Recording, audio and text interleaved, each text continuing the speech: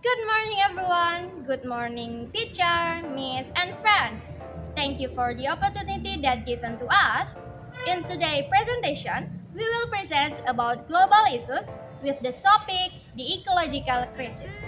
Based on this theme, we will present our title examining the ecological crisis as the moral challenge from the perspective of Pancasila and Christian spirituality.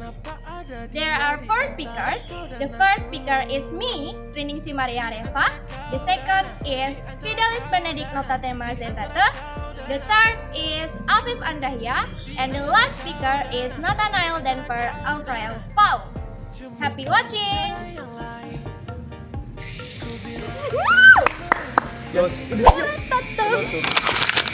The ecological crisis that we face today is evident in climate change, floods, drought, forest fires, and rising sea levels that threaten both human life and nature itself. This is not merely an environmental issue, but also a matter of social justice, since the most vulnerable groups, such as farmers, fishermen, and indigenous communities, are the ones who suffer the most.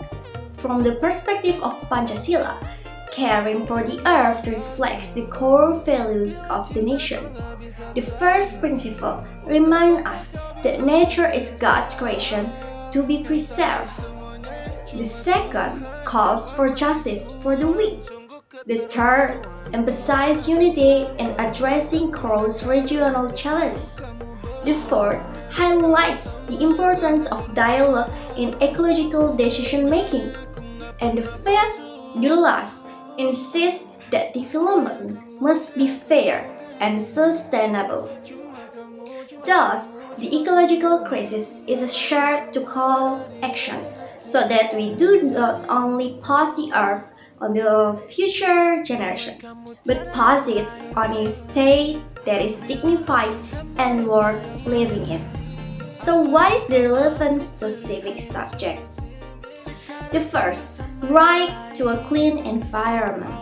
According to Article 28H, verse 1 of the 1945 Constitution, every person has the right to live in physical and spiritual prosperity, to have a place to live, and to enjoy a good and healthy environment. In civics, this relates to the study of human rights and the state's obligation to protect the environment. Okay, for example, like illegal logging, river pollution, and air pollution violate this fundamental right. The second is injustice toward vulnerable groups.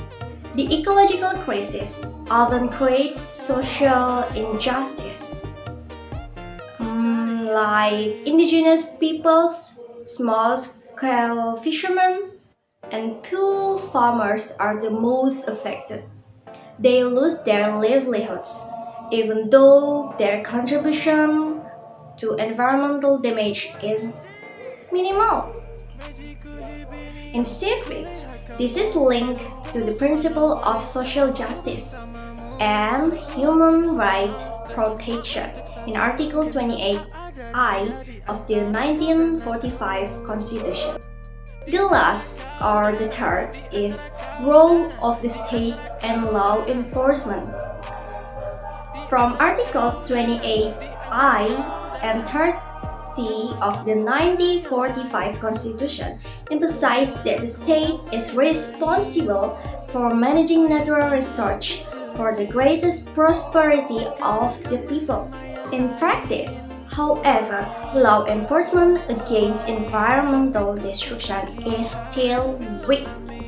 In civics, this underlines the importance of rule of law, democracy, and government accountability.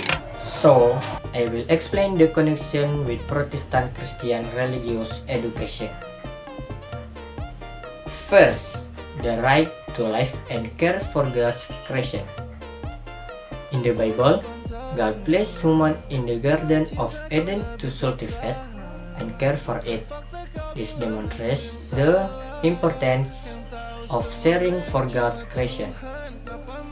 Impact of environmental damage, deforestation, pollution, crisis, and climate change threaten the lives of humans and other creatures. Environmental damage can lead to natural disasters, water shortage, and negative impact on health. Second, justice for vulnerable groups. Impact on vulnerable groups such as farmers, fishermen, and indigenous communities often rely heavily on the environment for their livelihoods. Ecological crisis and worsen their living condition. Violation of social justice, according to the Bible, what is done to the less is sin as done to God. Therefore, environmental damage that impact vulnerable groups can be sensed as violation of social justice. And finally, responsibility of the state and believers. Environmental law enforcement. The state has a responsibility to protect the environment and the rights of citizens through effective law enforcement. Biblical teaching on justice and humility. Micah chapter 6 verse 8 emphasizes the importance of acting justly, loving mercy, and living humbly. This is relevant to how believers and the state should respond to environmental issues. That's my presentation. Alright friends, today I will explain the implementation and suggestions related to our topic, examining the ecological crisis as a moral challenge from the perspective of Pancasila and Christian spirituality. We will discuss how the value of Pancasila, which emphasizes justice, humanity, and unity, along with the teachings of the Christian spirituality about love and care for creation, can guide us to respond responsibly to the environmental crisis. Then, we will suggest practical steps that individuals, communities, and churches can take to protect the environment and help those affected by ecological disaster. Point 1. To support environmental sustainability, many schools organize various programs such as tree planting, effective waste management, and energy-saving initiatives. Additionally, they conduct training sessions for small communities and eco-friendly farming practice, aiming to raise awareness and improve the skills of the community in practice more sustainable and environmental friendly agriculture. And point 2, as children of God, we have the responsibility to take care of His creation, the earth, the water, the air, animals, and plants.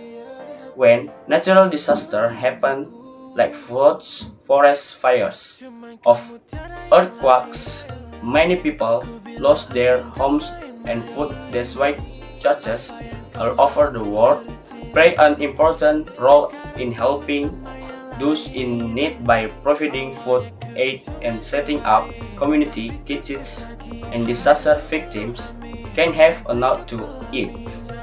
Through this, we learn to love one another and take care of God's creation together.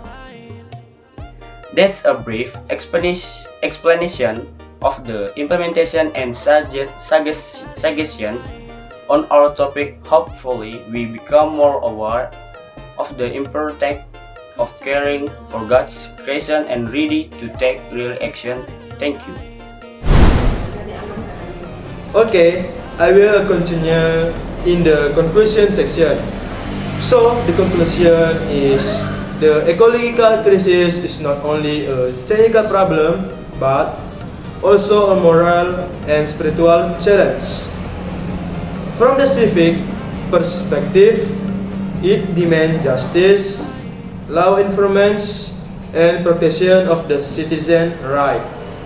From the Christian perspective, it is a call to care for God's creation, defend the weak, and remind leaders of their duty to uphold justice.